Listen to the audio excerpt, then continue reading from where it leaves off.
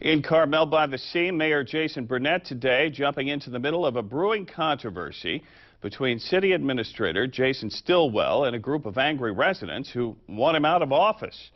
Action News reporter Jacqueline Mazer has more tonight, live from Monterey.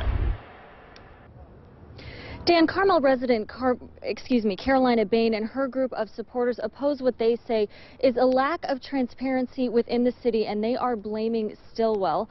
Meantime, Mayor Jason Burnett met with Bain and her supporters in addition to the city administrator early this morning, and he tells us they should not be pointing the finger at city employees, period. And it sounds like she's mostly concerned with some decisions that the city council has made. And I told her that that needs to be taken up by the city council. And frankly, it would be unethical for me to blame our staff for decisions that we made. And even after Monday's meeting with Mayor Jason Burnett and City Administrator Jason Stillwell, Carmel resident Carolina Bain and her group of concerned citizens who are drafting a petition against Stillwell insist he's the one to blame.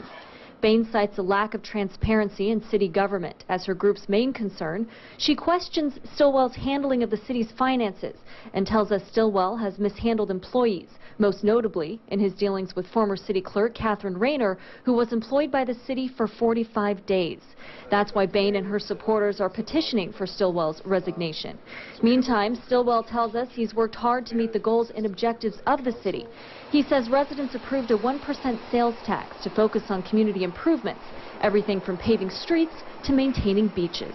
I think in doing so, there's been some change and refocus in the organization and to meet those goals, and I think change isn't always easy for everyone. Bain and her group are still sticking to their plan, though, printing out petitions in an effort to get Stillwell to resign as soon as possible. And Bain tells us that she's hoping to have those petitions printed and circulated as early as tomorrow morning. Dan?